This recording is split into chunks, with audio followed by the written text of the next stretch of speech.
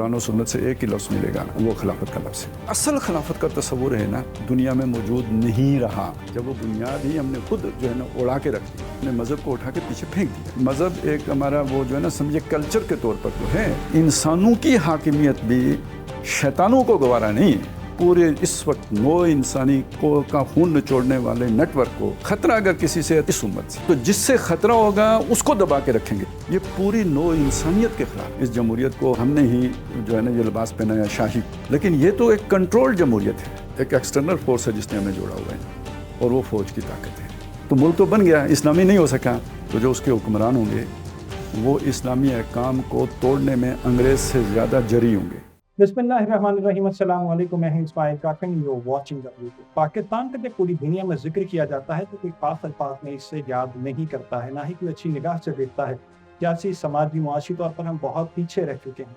मायूसी हर तरफ है। यूथ की बात करें तो बाहर जाने का सोचती है और पाकिस्तान में रहकर पाकिस्तान की बेहतरी नहीं चाहती है। सवाल यहाँ पर अहम ये पैदा होता है कि प्रॉब्लम क्या है फिर? क्या कि सिस्टम की खराबी ही तो नहीं है, कोई इनहेरेंट फ्लॉज तो नहीं है जिनके ऊपर रहकर हम कुछ उम्मीद की किरण रख भी नहीं सकते हैं? ये ऐसे सवालात हैं जिनका जवाब ढूंढना बहुत ज़्यादा ज़रूरी है। इसी सिलसिले में आज मैंने बहुत इंपॉर्टेंट तरीन गेस्ट को अपने पास मदऊ किया है, उनका टाइम दिया है, उनसे रिक्वेस्ट की कि हमारे पास आ सके, हमसे बातचीत कर सके। मेरे साथ मौजूद है आज खालिद महमूद अब्बासी साहब, इस्लामिक स्कॉलर हैं, स्टूडेंट हैं डॉक्टर इसरार अहमद के, प्रोफेसर हैं, इंपॉर्टेंट तरीन यूनिवर्सिटीज़ के अंदर विजिटिंग फैकल्टी के तौर पर भी काम करते रहे हैं। साथ ही साथ जब हम कहते हैं प्रेजेंट जो पॉलिटिकल सिस्टम है उसके ऊपर भी कड़ी नज़र रखते हैं, एंड इम्पॉर्टेंटली सिस्टम के बारे में भी बहुत इंपॉर्टेंट डिबेट्स जो हैं उनको रेज करते आए हैं। सर बहुत बहुत शुक्रिया आपके वक्त का। सर मैंने इंट्रोडक्शन में पाकिस्तान का जिक्र किया कि पाकिस्तान बहुत पीछे रह चुका है। सिंपल सा सवाल है, कैसे देखते हैं प्रेजेंट सिचुएशन को? इन फ्यूचर आपके ख्याल में क्या नज़र आता है? जी बिस्मिल्लाहिर्रहमानिर्रहीम। देखें, जो बात आपने फरमाई है ना कि पाकिस्तान को दुनिया में कोई अहमियत नहीं दी जाती, तो बात सही है।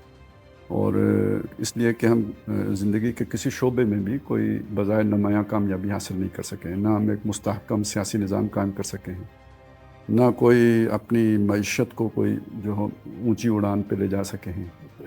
और समाजी सतह पे भी हम यानी हमारा जो है ना समाज बिखर रहा है और उसके अंदर भी पोलराइजेशन है, एक इंतशार ज़हनी है जो हमें हर तरफ नज़र आता है। इन एतबारात से देखेंगे तो बतौर कौम जो है हम 1947 में आज से बेहतर पोजीशन में थे, ज़्यादा मुस्तहकम कौम थे, और आज हम एक मुंतशिर कौम का नक्शा पेश कर रहे हैं। तो हम इसे कहेंगे डिक्लाइन हुआ है, तनज़ुल हुआ है, इन्हितात हुआ है, हमने कोई पेशकदमी नहीं की है, आगे नहीं बढ़े हैं। और हमारे मुकाबले में ये जो वो कौम की बात आई तो दो कौमों की बात आ जाती है जिसकी बुनियाद पे पाकिस्तान बना था। तो अगर 47 में देखें तो हिंदू हमारे मुकाबले में कमज़ोर कौम थी, और हिंदुस्तान के बारे में ये ख़तरात मौजूद थे कि ये अपना वजूद बरकरार नहीं रख सकेगा, क्योंकि इसमें बहुत सी अक़वाम आबाद हैं और बहुत से मज़ाहिब का मलगूबा है। तो लेकिन आज जब हम देखते हैं 75 सालों के बाद, तो हिंदुस्तान इन तमाम एतबारात से एक मुस्तहकम पोजीशन पर खड़ा नज़र आता है हमें। आपको तो वजह क्या है कि एक फैक्टर हो, क्या वजूहत है? बहुत वजूहत होंगी, इंपॉर्टेंट तरीन आपके ख्याल में प्रॉब्लम क्या होगी इसके अंदर? देखें, कुछ वजूहत होती हैं जो इल्मी होती हैं, कुछ वजूहत वो होती हैं कि जो अमली होती हैं, प्रैक्टिकली जो प्रॉब्लम्स आती हैं। बुनियादी सबब ये है कि अगर आप इल्मी बुनियाद पे देखें तो हम जो कौम बने थे वो दुनिया में मुरव्वज उसूलों में से किसी उसूल की बुनियाद पर कौम नहीं बने थे। ना रंग की बुनियाद पे बने थे, ना नस्ल की बुनियाद पे बने थे, ना हम ज़बान की बुनियाद पे बने थे, ना किसी तारीख़ी तसलसल के नतीजे में एक कौम बने थे। हम कौम बने थे एक नज़रिए की बुनियाद पर। दो कौमी नज़रिया खड़ा, बात ही ये है कि भाई हम एक 5 फीट जो है ना वो तारीफ़ लेके आ रहे हैं कौमियत की, जो दुनिया में मुरव्वज नहीं है। और वो ये कि कौमें रंग नस्ल वगैरह इससे नहीं बनती, कौमें नज़रिए से भी बनती है। अब आप सोचें, किसी भी कौम का तस्वुर करें जो बनी तो हो ज़बान की बुनियाद पर, वो एक कौम कहलाती हो कि उनकी ज़बान एक है। अगर वो ज़बान ही बाकी न रहे तो कौम रहेगी? नहीं रहेगी। जो नस्ल की बुनियाद पे बनी हो और उनकी वो नस्ल ही के अंदर जो है ना वो और लोग आगे शामिल हो गए हों, अब वो कौम कहलाने की हकदार होगी। हम जिस बुनियाद पर एक कौम बने थे, जब वो बुनियाद ही हमने खुद जो है ना उड़ा के रख दी, यानी इस्लाम, ठीक है, यानी ईमान, तो बल्कि हमने उसके ख़िलाफ़ काम किया, तो हमारी शिराज़ा बंदी फिर कैसे हो सकी? हम एक मुस्तहकम कौम कैसे बन सकते थे? उसका लाजमी नतीजा यही निकलना था। और देखें, खला नहीं होता। آپ کے اوپر جب غلبہ ہوتا ہے نا نظریے کا تو بہت سی چیزیں نیچے دب جاتی ہیں. یعنی سادہ سی بات ہے، میرے اندر ایمان آئے گا تو میری جو ارجز ہیں، انسٹنکٹس ہیں، وہ اس ایمان کے تابع ہو جائیں گے. لیکن اگر ایمان میں کمزوری آئے گی تو میرے اندر جو میرے اپنے نفس کی ڈیمانڈز ہیں نا وہ غالب آ جائیں گے. یہی ملکوں کی سطح پہ ہوگا. اگر آپ ایک قوم بنے ہیں نظریے کی بنیاد پہ، تو نظریہ اگر کہیں پس منظر میں چلا جائے گا تو اس کا خلاف پورا کرنے کے لیے کوئی شے آئے گی. تو وہ جو آئے گی وہ کیا ہے؟ وہ قومیتوں کا وہ تصور ہے جو معروف ہے. تو اور یہاں پہ آپ کئی قومیتوں کا مجموعہ ہیں. یہ پنجابی ہے، یہ پختون ہے، یہ سندھی ہے، یہ بلوچ ہے، اور بھی کئی ہیں، ٹھیک ہے، سرائکی ہے، ہزارے والے ہیں، ٹھیک ہے. یہ چیز پھر آپ کو جوڑے گی تو نہیں، توڑے گی. تو اب کوئی انٹرنل فورس نہیں ہے جو ہمیں جوڑ کے رکھے ہوئے ہیں، ایک ایکسٹرنل فورس ہے جس نے ہمیں جوڑا ہوا ہے، اور وہ فوج کی طاقت ہے. اس کے اندر ایک چیز اور فیکٹر بھی ہے جس نے ہمیں جوڑ کے رکھا ہوا، اور وہ میرا خیال ہے مذہب کی طاقت ہے. اسلام کے نام پر جب یہ ملک بنا، لا الہ الا اللہ محمد رسول اللہ، تو وہ ایک ایسی طاقت ہے جس سے تاحیات رہنا ہے. آپ دیکھیں جو ہم نے ساری آرگومنٹ بلڈ کیا نا، وہ یہ کیا کہ ہم نے مذہب کو اٹھا کے پیچھے پھینک دیا. اگر آپ کو اس سے اتفاق ہے تو پھر آپ دوبارہ مذہب کی طاقت کا لفظ استعمال نہیں کر سکتے. لیکن ہم مذہب کی طاقت ہم نے پیچھے پھینک دیا ہے، پاسٹ ہے. فیوچر میں ہم اس کو دوبارہ سامنے دیکھیں یہ تو حل کی طرف جب جائیں گے تو یہ بات آئے گی نا. پریزنٹ سچویشن ہے کیا، اس وقت کیا حالت ہے؟ وہ یہ ہے کہ ہم نے مذہب کو state level per why did you think کہ پیچھے چلا گیا؟ وہ کیا سسٹم کے اندر خرابی تھی؟ کیا جمہوریت ہم نے فالو دیکھیں سسٹم تھا، کس وجہ سے ہو گیا؟ پہلے ہم نے یہ وجہ معلوم کی ہے کہ ہمارے انتشار کی وجہ کیا ہے کہ ہم ایک قوم تھے مذہب کی بنیاد پر، اور ہم نے وہ مذہب کو جب پیچھے کر دیا تو اس کے نتیجے میں اب ہم قوم نہیں رہے. ٹھیک ہے، یہ ہے اصل بات سمجھنے کی. رہ گئی یہ بات کہ مذہب کے پیچھے جانے کی کیا وجہ ہے. مذہب ایک ایسی چیز ہے کہ جس کے اوپر اگر فوکس نہ کیا جائے، اسے دانتوں سے پکڑ کے نہ رکھا جائے، تو ایک نیچرل ٹینڈنسی اس سے دور ہونے کی ہے. دیکھیں میری اپنی خواہشات ہیں، میں ہر وقت اللہ کو یاد نہیں رکھوں گا تو میری خواہشات مجھ پہ غالب ہیں. اسی لیے کہا گیا کہ اللہ کو ہر وقت یاد رکھو. یا ایھا الذین آمنوا لا تلہکم اموالکم ولا اولادکم عن ذکر اللہ. تمہارے مال اور تمہاری اولاد تمہیں اللہ کی یاد سے غافل نہ کر دیں. ومن یفعل ذلک فاولئک هم الخاسرون. جو اللہ کی یاد سے غافل ہوگا وہ خسارے میں چلا جائے گا. اب آپ دیکھیں کہ ہماری مسئلہ کیا بنا ہے. یعنی یہ ساری جو سفارش ہے اور جو خون ہوتا ہے یہاں پہ ٹیلنٹ کا سبب کیا بنتا ہے؟ رشتہ داریاں، تعلق داریاں، اپنے جو ہے نا اپنے لوگوں کو آگے لے کے اقربا پروری جسے ہم کہتے ہیں. اور دوسری بنیاد کیا کرتے ہیں بنتی ہے کرپشن کی. میرے پاس مال زیادہ سے زیادہ جمع ہو جائے. اب جس کے جتنے پرواز ہے اس کے مطابق وہ جمع کرتے ہیں. آپ نے بہت دنیا کو فکر کیا، رشتہ داریوں کا کیا، کرپشن کا فکر کیا، جس کے اندر اکاؤنٹیبلٹی آتی ہے. یہ نیچرل ٹینڈنسی ہے ہر انسان کے اندر. کلا ان الانسان لیطغی. ہر انسان باغی ہونے کا اس کے اندر رجحان پایا جاتا ہے. کیوں؟ اور راہ استغنا، جب کوئی اکاؤنٹیبلٹی نہیں دیکھتا. اکاؤنٹیبلٹی کا نہ ہونا، لا اینڈ آرڈر نہ ہونا، کرپشن کا پریویل کرنا، یہ رشتہ داریاں کا جن کا آپ نے ذکر کیا، نیپوٹزم کا سامنے آ جانا، یہ ساری وہ مطلب ایسپیکٹس ہیں جو کہ ہم کسی سسٹم کے اندر اس کو اگر ہم دیکھیں تو ہمارے پریزنٹ جو سسٹم ہے، موجودہ سسٹم، اس کے اندر بھی مجھے نظر آتے ہیں کہ وہاں پہ پریولنٹ. یو تھنک کہ is that one of the reason? کیا یہ میجر وجہ ہے کہ یہ سارا کچھ ہو رہا ہے؟ اسلام کی دھوری ہے کیونکہ ہمارا سسٹم اسلامک نہیں تھا، سوچ تھی، نظریہ تھا، اس کی امپلیمنٹیشن نہیں تھی شاید. لیکن امپلیمنٹیشن کے لیے کوئی موٹیویٹنگ فورس چاہیے ہوتی ہے، اس کے بغیر تو امپلیمنٹیشن نہیں ہو سکتی. موٹیویٹنگ فورس اور نہیں، بڑا بنیادی فیکٹر یہ ہے نا، جب تک آپ کے اندر آپ کو متحرک کرنے کی کوئی طاقت نہیں ہوگی، آپ کسی بھی شے پر عمل نہیں کر سکتے. آپ کے اگر ٹیسٹ برڈز کے اندر کوئی وہ نہیں پیدا ہوگا نا تو آپ نوالا بھی نہیں چبانے کا جو ہے نا وہ کام کر سکتے ہیں. تو کوئی نہ کوئی موٹیویٹنگ فورس ہوتی ہے جو ہمیں ایکشن پہ مجبور کرتی ہے. تو یہ والا جو اب اسلام کی طرف پیش قدمی کے لیے موٹیویٹنگ فورس سوائے ایمان کے اور کوئی نہیں ہوتی. اور ہمارا سب سے بڑا مغالطہ یہ ہے کہ ہم مومن ہیں. ہماری تمام دینی جماعتوں کا مغالطہ بھی یہ ہے کہ ہم مومن ہیں. ایکچولی ہم مسلم ہیں بائی برتھ. چونکہ ہم ایک مسلمانوں کے گھر میں پیدا ہوئے ہیں تو ہم مسلم ہیں. ایمان وہ جو ہوتا ہے نا موٹیویٹنگ فورس، وہ ایمان بنتا ہے جو دل میں جاگزی ہو. تو اگر حضور صلی اللہ علیہ وسلم کے دور میں ایک گروپ کم از کم ایسا ضرور تھا کہ جس کے بارے میں قرآن یہ کہتا ہے کہ قالت الاعراب آمنا قل لم تؤمنوا ولکن قولوا اسلمنا ولما يدخل الايمان في قلوبكم. یہ بدو کہتے ہیں ہم ایمان لے آئے. اے نبی ان سے فرما دیجئے کہ ابھی تم ایمان نہیں لائے ہو، تم یہ کہو کہ ہم نے اسلام لایا ہے، اور ایمان ہرگز ابھی تمہارے دلوں میں داخل نہیں ہوا ہے. اب آپ ہمارے جو سوسائٹی ہے اس کے اعتبار سے دیکھیں تو میں مسلمانوں کے گھر میں پیدا ہوا ہوں، مسلمان ہوں، اور پھر اس کے بعد اگر شعوری طور پر مجھے سمجھ آیا کہ اسلام یہ ہے، اسلام کا مطلب یہ ہے، اسلام اسے کہتے ہیں، تو یہ تو پھر شعور سے جب میں بالغ ہوں گا، میری شعوری عمر آئے گی، تو تب میرا یہ فیصلہ ہوگا نا. تو یہاں سے میری ایک اپنا ڈیسیژن ہے جس کے تحت میں مسلمان ہوں. ہماری قوم میں سے، ہمارے لوگوں میں سے کتنے لوگ ہیں کہ جو شعوری طور پر یہ فیصلہ کرتے ہیں کہ ہم مسلمان ہیں؟ میرا خیال ہے 1% بھی نہیں ہوں گے. ہم تو اس جو ٹرینڈ ہے نا کہ ہم مسلمان ہیں، بس اس کے تحت چل رہے ہوتے ہیں، اور ایک عمر میں پہنچ کے خیال آتا ہے اللہ کا تو چلیں جی، ایک رسم ہے نبھانے کے لیے مسجد چلے جاتے ہیں، تھوڑے پیسے آ جائیں تو حج کرنے چلے جاتے ہیں. ابھی قربانی گزری ہے تو قربانی کر کے اس میں بھی نمود و نمائش زیادہ ہو جاتی ہے، اس کی اسپرٹ کم رہ جاتی ہے. تو یہ ہے ہمارا در حقیقت ایک مذہب، ایک ہمارا وہ جو ہے نا سمجھے کلچر کے طور پر تو ہے، موٹیویٹنگ فورس کے طور پر نہیں. یعنی میجورٹی ہماری جو ہوگی وہ مسلمان تو ہوگی، مومن نہیں. ان کو مومن کرنے کے لیے، ان کو دعوت دینے کے لیے وہ کس کی رسپانسبلٹی ہے؟ کیا اسٹیٹ لیول پہ یہ کام ہونا ہے؟ دیکھیں، آپ جب ماڈرن اسٹیٹ کی بات کرتے ہیں تو یعنی یہ ساری بات ایجوکیشن سے متعلق ہے نا. یہ جتنی بات ہے نا کہ بھائی کسی کو موٹیویشن دینی ہے، کسی کو کسی چیز کی طرف ابھارنا ہے، کسی کے اندر کسی چیز کی ارج پیدا کرنی ہے، تو یہ ایجوکیشن سے ہوگا نا. اسلامک ایجوکیشن جو بھی آپ نے کسی چیز بھی لبرل بھی کرنا ہے نا، تو اس کے لیے بھی ایجوکیشن ہی کریں گے نا، تب جا کے وہ بندہ لبرل بنے گا نا. تو اب آپ یہ بات سوچیں کہ ماڈرن اسٹیٹ کے اندر ایجوکیشن کس کی ذمہ داری؟ اسٹیٹ کی ذمہ داری. ایکچولی جو ایک آپ کا سسٹم ہوتا ہے، جو آپ سسٹم لے کے آنا چاہتے ہیں، اگر آپ اس کے مطابق اپنا ایجوکیشن سسٹم نہیں بناتے تو آپ کو افراد کار ہی نہیں ملتے کہ جنہوں نے سسٹم چلانا ہے. کیا بات ہے؟ تو پھر ابھی تو اسٹیٹ کا تو سسٹم ہی ویسٹ کو فالو کرتا ہے. بھائی جی، یہ تو پرابلمز یہاں سے شروع ہو جاتی ہیں نا. دیکھیں، جب آپ اسے چھانٹیں گے، مطلب آپ اگر فرض کریں چینج لانا چاہتے ہیں تو سب سے پہلے آپ کو، یا آپ کے ہاتھ میں اقتدار آ جاتا ہے پوری پاور کے ساتھ، تو آپ کو سب سے پہلے جو سوچنا ہوگا، کس چیز کے بارے میں سوچنا ہوگا؟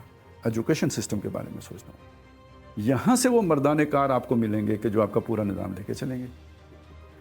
اور مجھے یاد پڑتا ہے، چونکہ اندازہ نہیں تھا یہ بات ہوگی، نہیں تو میں دیکھ کے آتا کہ شاید ماؤ زیدونگ کا جب انقلاب آیا نا تو انہوں نے ساری یونیورسٹیز، تمام ادارے بند کر دیے. اب مجھے یہ نہیں پتہ کتنا عرصہ بند رکھیں، جب تک اپنا انہوں نے ایجوکیشن سسٹم جو ہے نا وہ ڈیولپ نہیں کر لیا، سارے ادارے بند رکھے. اس کا مطلب یہ ہے کہ جسے ہم سسٹم کہتے ہیں نا، یہ سسٹم خود نہیں مطلب آٹو پہ نہیں ہے، اس کے پیچھے بھی دماغ بیٹھے ہوئے ہیں جنہوں نے کل کرنا ہے آپ کی سوچ کو، آپ کے آئیڈیا کو، آپ کی موٹیویشن کو، جو آپ کرنا چاہ رہے ہیں یا جس کی ابھی ہم نے بات کی، اس کے رستے میں مزاحم ہے.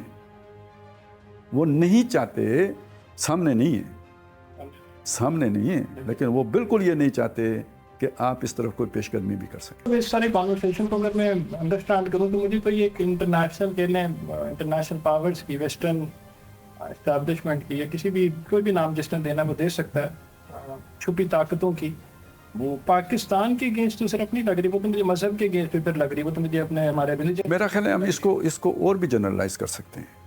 یعنی آپ پاکستان سے اٹھ کے ریلیجن کی سطح پہ آئے نا، میں کہتا ہوں اور بھی جنرلائز کر دیں. یہ پوری نو انسانیت کے خلاف ہے. یہ کسی کے ہمدرد نہیں ہے، نہ یہودیوں کے ہمدرد ہیں، نہ عیسائیوں کے ہمدرد ہیں، نہ ہندوؤں کے ہمدرد ہیں، نہ مسلمانوں کے ہمدرد ہیں.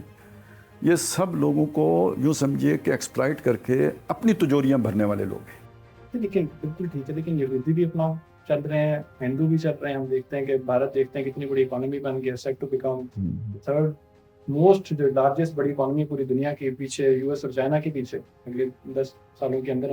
نقصان تو تھا مسلمانوں کو. دیکھیں، بھینس ایک شریف جانور ہے نا، اسے ہم کمرے کے اندر باندھتے ہیں. گائے بھی شریف جانور ہے، اسے بھی وہ دودھ بھی دیتی ہے، اسے کمرے کے اندر باندھتے ہیں. ایون مرغی کو بھی ہم رات کو ڈربے کے اندر رکھتے ہیں، لیکن کتے کو ہم باہر رکھتے ہیں. ٹھیک ہے، یوں سمجھ لیجئے کہ جس سے آپ کو زیادہ فائدہ ملتا ہے اس کو آپ زیادہ فیسیلیٹیٹ کرتے ہیں، یا جس کو آپ زیادہ نچوڑتے ہیں اور وہ چوں بھی نہیں کرتا تو اس کو بھی آپ فیسیلیٹیٹ کرتے ہیں. جس سے آپ کو خطرہ ہوتا ہے اسے دروازے سے باہر دھکا دیتے ہیں. پورے اس وقت نو انسانی کا خون نچوڑنے والے نیٹ ورک کو خطرہ اگر کسی سے ہے تو نہ یہودیوں سے، نہ عیسائیوں سے، نہ ہندوؤں سے. اچھا، یہ جو بات میں نے آپ کے سامنے رکھی ہے یہ میں نے اپنے پاس سے نہیں کہی ہے، یہ علامہ اقبال کی جو 1936 کی نظم ہے نا، ابلیس کی مجلس شورا، اس کا یہ لب لباب ہے جو میں نے آپ کے سامنے رکھا ہے کہ شیطان بیٹھا ہوا ہے، اس نے پوری اپنی مجلس شورا بلائی ہوئی ہے اور وہاں پہ جو خطرات ہیں وہ ڈسکس ہو رہے ہیں. تو پہلا خطرہ آیا جی جمہوریت، یہ آ گئی ہے. تو ہم تو نظام ملوکیت کا لے کے چل رہے تھے، یہ خطرہ آ گیا ہے.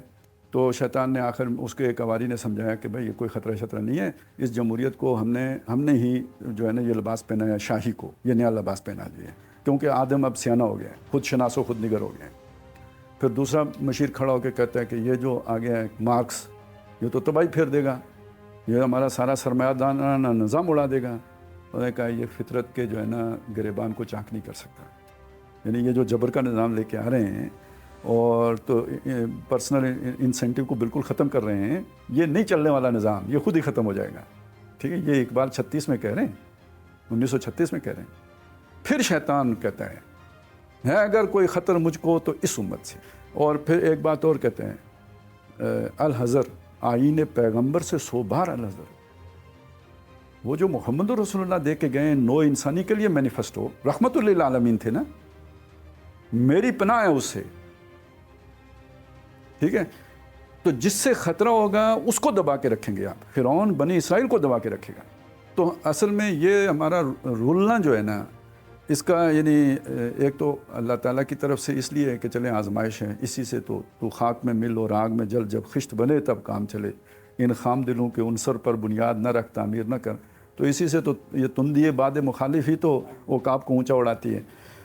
اور ایک تو یہ اس کا پہلو ہے. لیکن دوسرا پہلو یہ ہے کہ یہ جو فورسز ہیں، شیطانی طاقتیں آپ انہیں کہیں کہ ان کو چونکہ یہاں سے خطرہ ہے، تو وہ جو پری ایمپٹیو ڈاکٹرائن ہے وہ ساری کی ساری اس کا ملبہ جو گرے گا نا، وہ مسلمانوں کے اوپر گرے گا. بالکل ٹھیک ہے، مسلمانوں سے سب سے زیادہ خطرہ ہے، اور ساتھ ہی جمہوریت سے بھی ایک آپ نے بھی مینشن کیا خطرہ.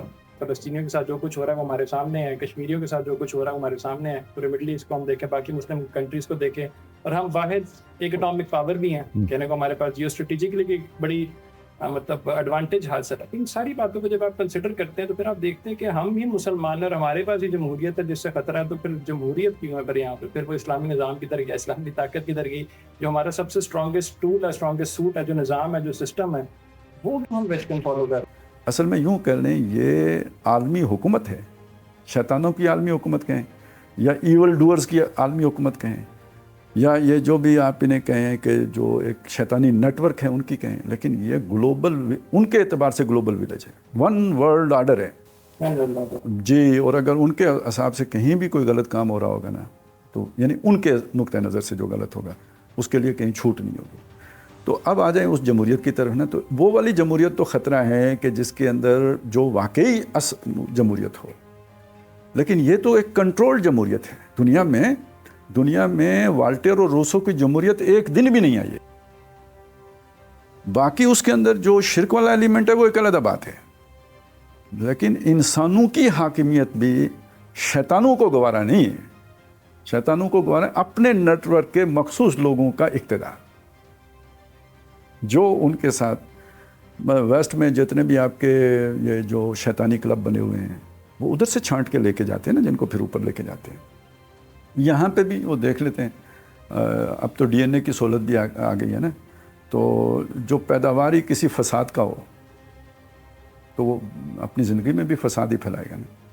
تو وہ تو وہاں سے پھر یہ جو دنیا میں خاندانی نظام کو تباہ کیا گیا ہے، یہ کیوں کیا گیا ہے؟ تاکہ شیطانی کی اولادیں جو ہے نا وہ چھا جائیں. اسلام کی نگاہ سے دیکھیں، میں اپنی انڈرسٹینڈنگ اور لرننگ کے لیے پوچھیں ایک عام انسان کو جس کو نہیں پتا اسلام کے اندر سسٹم کیا ہے. بیسیکلی کیا اسلام میں خلافت ہے یا اسلام میں جمہوریت؟ صحیح غلط کی ڈیبیٹ بعد میں کرتے ہیں. اسلام میں ایسے ہے کیا؟ دیکھیں یہ تو بات ہے ٹرمینالوجیز کی. اسلام کی اپنی ٹرمینالوجی جو ہے وہ خلافت کی ٹرمینالوجی. ٹھیک ہے، جب آپ اسلامی ٹرمینالوجی کی بات کریں گے تو آپ کو قرآن و سنت سے ایک ہی لفظ ملے گا اسلام کے نظام سیاسی کو ڈیفائن کرنے کے لیے، وہ خلافت کا لفظ ہے. ٹھیک ہے، یا دوسرا لفظ آپ کو ملے گا تو وہ مشاورت کا لفظ ہے. وہ بھی اصل میں آپ کے نظام سیاسی کو ڈیفائن کر رہا ہوتا ہے.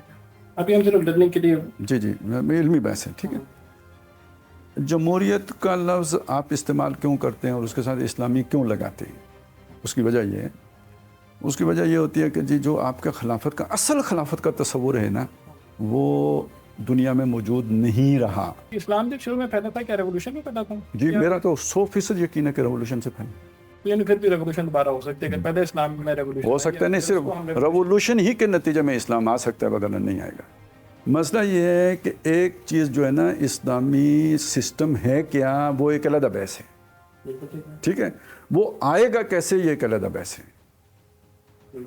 ٹھیک ہے۔ جب ہم کہتے ہیں آئے گا ریولوشن سے، تو یہ بالکل ایک علیحدہ، یہ اس کی میتھڈولوجی سے متعلق چیز ہے۔ اسلامک سسٹم ہے کیا، یہ اس کی آئیڈیالوجی سے متعلق چیز ہے، ٹھیک ہو گیا۔ تو اس میں آپ اگر آئیڈیالوجی اور میتھڈولوجی میں کنفیوز رہیں گے تو پھر یہ ساری بحث میں بھی کنفیوز رہیں گے۔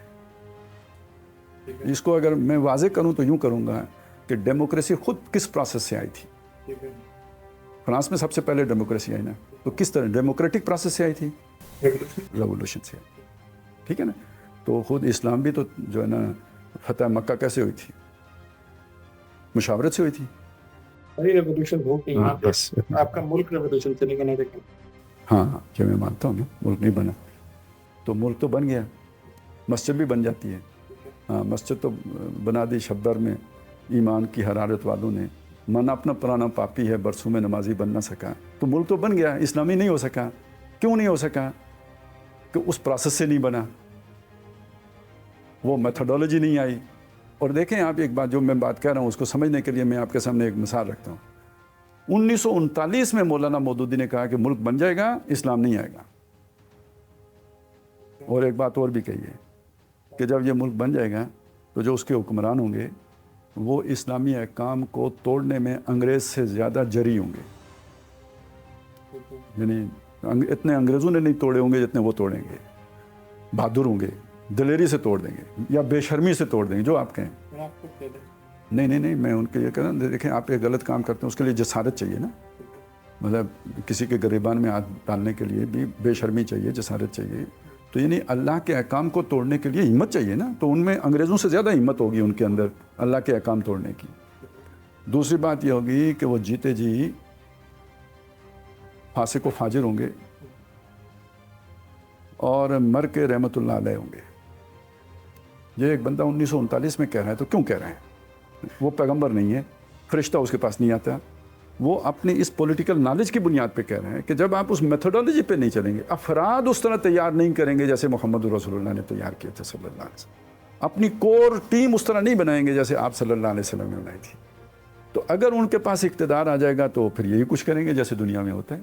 اور ہم نے دیکھا ہے اقتدار آ گیا، اور جو بندہ مخلص تھا جس کو وہ سمجھا رہے تھے اس نے کہہ دیا میری جیب میں کھوٹے سکے ہیں، تو پھر کھوٹے سکوں نے اپنا کھیل کھیلا۔ اور رول آف لا سے خطرہ ہے، کیونکہ لا عام طور پہ جو ہے نا وہ فطرت کے قریب ہی بنتا ہے۔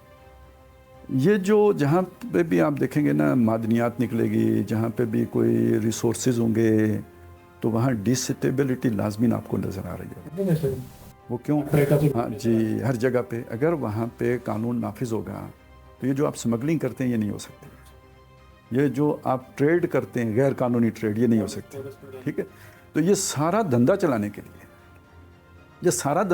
کے لیے وہاں پہ اے کو بی سے، بی کو سی سے لڑا کے رکھنا بہت ضروری ہو جاتا ہے۔ بالکل ٹھیک ہے، تاکہ وہ آپس میں لڑتے رہیں، ایک طوائف الملوک کی انارکی کی صورت ہو، اس میں آپ ایک پاورفل گروپ ہیں بیچ میں جس کا پورا ایک نیٹ ورک ہے، جال پھیلا ہے، اور آپ کی وہ ساری جو ٹریڈ ہے نا وہ وہاں سے چل رہی ہوتی ہے، اسمگلنگ ہو رہی ہوتی ہے۔ تو یہ اصل میں اسمگلنگ ایک چھوٹا سا لفظ ہمیں لگتا ہے، یہ تو دنیا کی سب سے بڑی تجارت اسمگلنگ ہے، سب سے بڑی تجارت ہے، باقی تجارت دھوکہ ہے۔ کافی انٹرسٹنگ کانورسیشن رہی ہے، بہت کچھ سیکھنے کا ہی ہے، سیکھنا ہی مقصد تھا بیسیکلی آڈینس کے لیے، باقی انٹرپریٹیشن تو آڈینس کی اپنی ہوتی ہے کہ کس طرح سے موڈ کرتے ہیں، لیکن this has been one wonderful discussion سے، تھینک یو سو مچ آپ کے وقت کا۔ بہت شکریہ جی، آپ نے بھی پوری تیاری کی ہوئی تھی، تو میں بھی اصل میں بہت بعض اوقات ایسے ہوتے ہیں کہ لوگ اول فول قسم کے سوالات کر رہے ہوتے ہیں، بندہ تنگ ہوتا ہے، تو آپ نے سیکوینس میں جو چیزیں نکل رہی تھیں وہ پوچھی، بعض جگہ پہ میں نے آپ کو انٹرپٹ کیا، میں معذرت کرتا ہوں آپ سے، تو اللہ آپ کو خوش رکھے۔ اس کو اجازت دی، اتنا بہت سارا بیان۔ اللہ حافظ۔